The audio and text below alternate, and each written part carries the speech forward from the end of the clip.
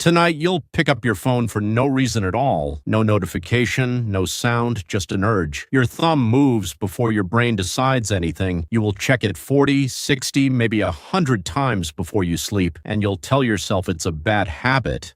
But the real answer is far stranger. Your brain doesn't know what a phone is. Not really. As far as your oldest, deepest wiring is concerned, that glowing rectangle in your hand is something else entirely. It's a rustle in the grass. It's a shadow at the edge of the clearing. It's a signal that something in your environment has changed, and change, for most of human history, meant one thing: danger or opportunity, usually both. You are running 400,000-year-old software on a device built 4 years ago, and that software has exactly one job: scan the environment, notice what's new, never relax for too long. The people who survived long enough to become your ancestors weren't the calmest ones. They were the ones who noticed the twig snap first. Psychologist Daniel Berline studied this drive back in the 1950s. He called it the need for stimulus novelty. He found that both animals and humans will seek out new information even when it offers no reward at all. Not food, not safety,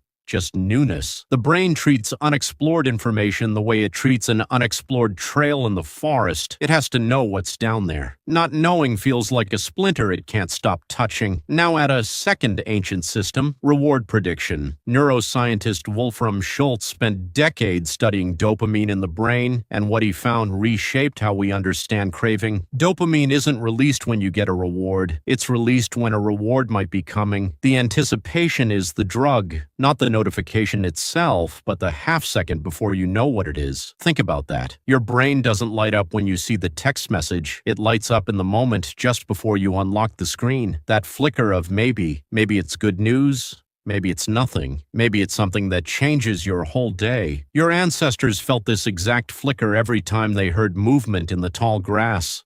Predator or prey? Threat or food? The uncertainty itself was the alarm bell. Here's where it gets stranger. Your phone has learned to manufacture that flicker on command. Every app you use was built, refined, and tested by people who understood exactly what Berline and Schultz discovered decades earlier. The pull-to-refresh gesture, the 3 dots that show someone is typing, the red notification badge. None of these exist by accident. They exist because uncertainty is addictive, and certainty is boring. You never evolved a way to tell the difference between a real threat and a fake one. Your amygdala, the almond-shaped structure buried deep in your brain, doesn't check your phone's manufacturer before it responds. It just feels the tug of unresolved information and treats it exactly like your ancestors treated an unexplained sound outside the cave. It cannot relax until the uncertainty resolves, so you check.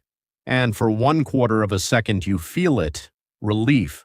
Resolution. The itch is scratched, but look closer and you'll notice something. It's never satisfying for long, because your brain isn't actually built to feel finished. It's built to move to the next unexplored thing. One glance at your phone leads to another.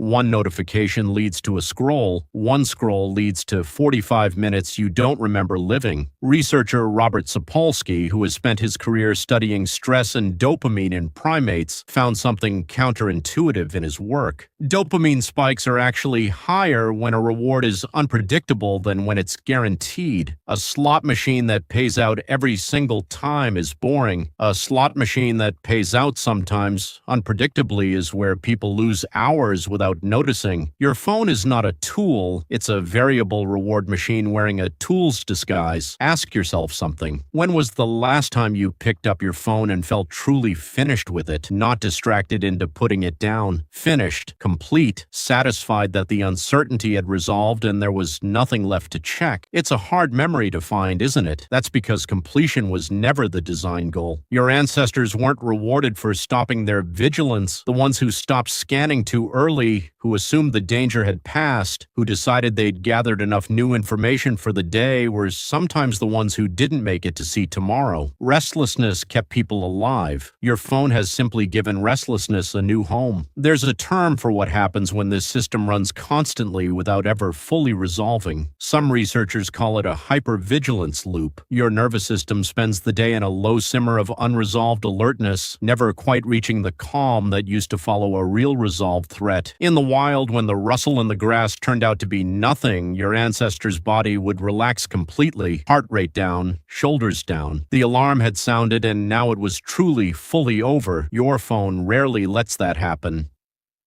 One resolved notification is immediately replaced by another possibility. The badge clears, and a new one appears an hour later. The loop doesn't close. It just gets quieter for a moment before opening again. Your body never gets the ancient signal that says the danger has passed.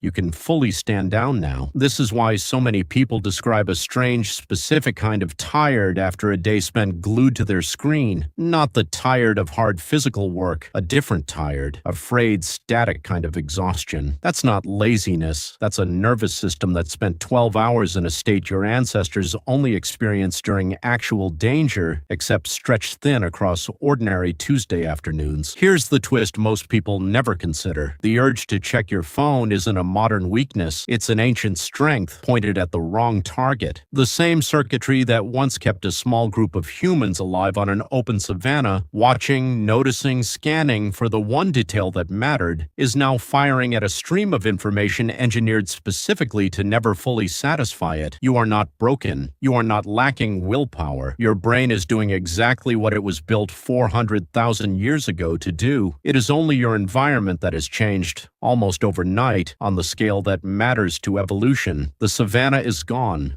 The predators are gone, but the part of you that watched for them is still fully online, and it has found a new rustle in the grass to track, one that fits in your pocket and never runs out of movement to notice. So tonight, when you feel that pull, that thumb twitch toward the glowing rectangle for no reason at all, you might recognize it for what it actually is. Not a bad habit. Not a flaw, just the oldest part of your brain, still doing its very first job, still scanning the tall grass, except the grass is a screen, and it rustles every few seconds, all day long.